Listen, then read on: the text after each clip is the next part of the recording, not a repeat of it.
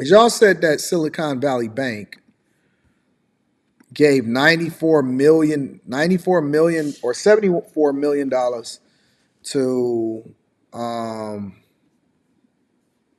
Black Lives Matters. So I pulled up an article. So I'm gonna pull up two. So this is what y'all need to do. All right, this is what y'all need to do. Whenever y'all trying to figure something out, here, let me switch myself around. Whenever y'all trying to figure something out, don't just go based off of limited information. Actually, go based off of multiple different sources in order to be able to come up with this whole thing, right? So I'm gonna share my screen with y'all really quickly. Give me a second. Give me a second. SVB 74 million.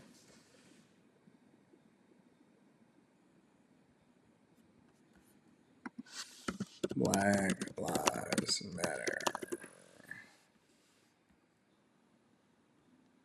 Okay. I don't see anything on YouTube. However, I have found a few articles that I'm going to share with you guys simply because I want to show you how it is that I do research and why it's important for you guys to do research also. And not just take everything that you hear as gospel. All right. So let me share my screen with you guys. So this is Newsweek. All right. Credible source. Yes. All right. So on Newsweek, they're saying Silicon Valley Bank now also take into consideration who it is that's writing this article. This article is written by dun, dun, dun, dun, Jeffrey Charles. Jeffrey Charles wrote this article. Blackity black man. All right. On behalf of Newsweek. Okay. So Jeffrey Charles wrote this article, and it says Silicon Valley Bank gave $74 million to Black Lives Matters, and he explains a lot about the bank's collapse. Then he goes on to say, in the wake of the 16th largest bank in the U.S., many are speculating as to what led to the sudden spectacular downfall of the Silicon Valley Bank. And some have pointed to a faulty risk management strategy, while others blame a classic bank run. Still others have blamed the company's commitment to democratic causes like diversity, equity, and inclusion. The classic diversity, equity, and inclusion, all right? As a culprit, and particularly spicy take on the Wall Street Journal, Andy Kessler suggested that the company's pride in the makeup of its board. SVB notes that besides the 91% of their board being dependent and 45% women, they also have one black, one alphabet community, and two veterans may have been the real culprit. Goes on to say Kessler's piece got a hefty dose of online backlash, but there's new evidence. Go woke, go broke theory of Silicon Valley Bank's downfall, or at least in theory, that is focused on racial issues, expose something important about his business acumen or lack thereof. A database created by the Claremont Institute revealed that SVB either donated or pledged to donate almost $74 million to organizations affiliated with Black Lives Matter movement. Let's read that again. The Claremont Institute revealed that Silicon Valley Bank either donated or pledged to donate almost $74 million to organizations affiliated with Black Lives Matter movement. Of course, they were not alone. Silicon Valley Bank was one of several high-profile corporations that exploited the murder of George Floyd to endear themselves to the public by pretending that they care about the plight of Black Americans. Along with many other companies, SVB signaled their virtue they call it virtue signaling, by declaring that they would pour oodles of cash into causes designed to help the Black community. Only took a few years, blah, blah, blah, blah, blah, right?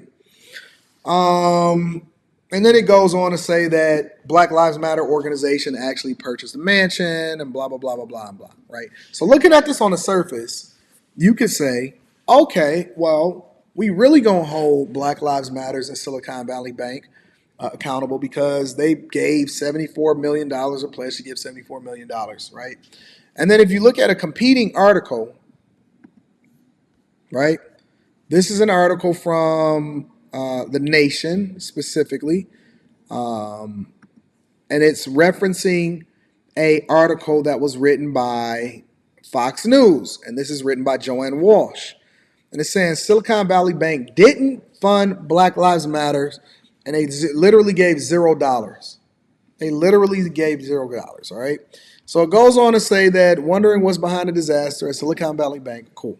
Apparently, the company spent too much time worrying about the wokeness and diversity. Specifically, Fox claims that Silicon Valley Bank gave $73 million to Black Lives Matter related, now they're playing on words, related activities. It's said that they spent more than $73 million on donations to Black Lives Matter and related organizations. Tucker Carlson told his audience Tuesday night. They followed up on Fox and Friends. They donated more than $73 million to Black Lives Matters. And they used his rhetoric, right?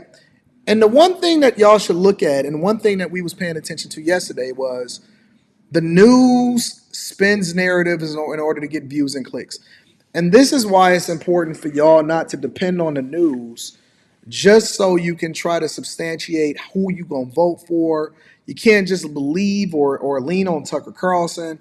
I know that a lot of us is lazy and we don't want to do our own research, but we just go ahead and rock out with whatever the sentiment is or the disposition is in order to say, okay, we need to vote Democrat or we need to vote Republican because they do it on both sides.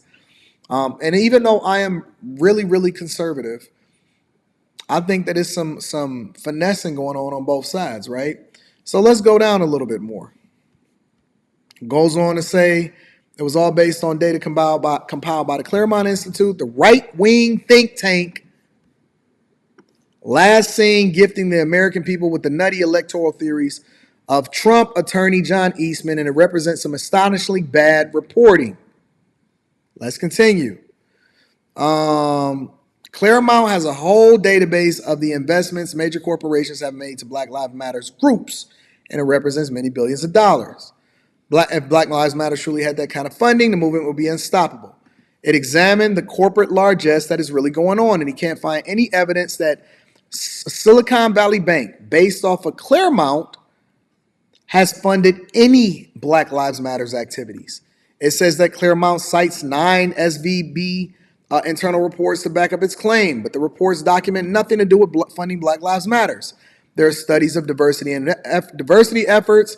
There's a mention of an investment of low to moderate income local communities. And even if you assume anything having to do with Black people gets counted as funding for Black Lives Matter, the funding is far less than the $73 million Claremont claimed to fund.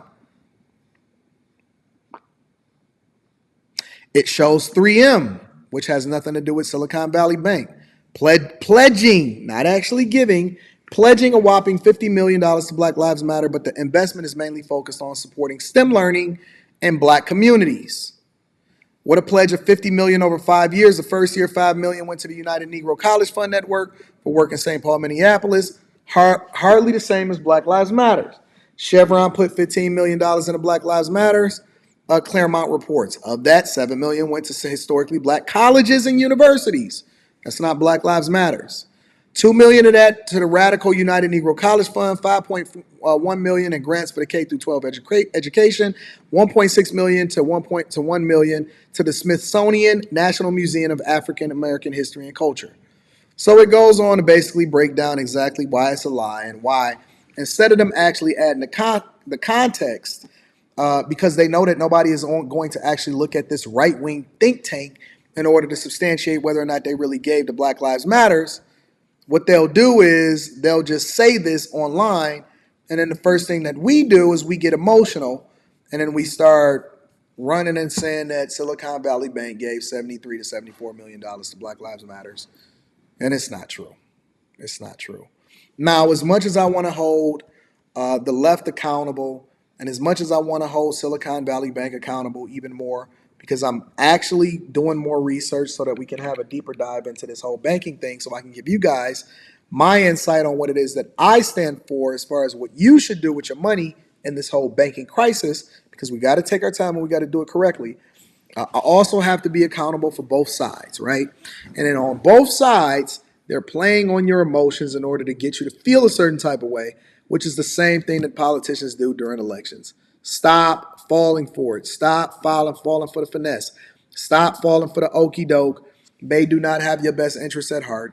You have to be careful when you're starting to look at these articles, because they're going to play off your emotions, and you need to do a deeper dive Or at the very least, do what I do. I usually get multiple different articles to compare and contrast because I don't even believe in the news anymore. We're going to deep dive in that tomorrow.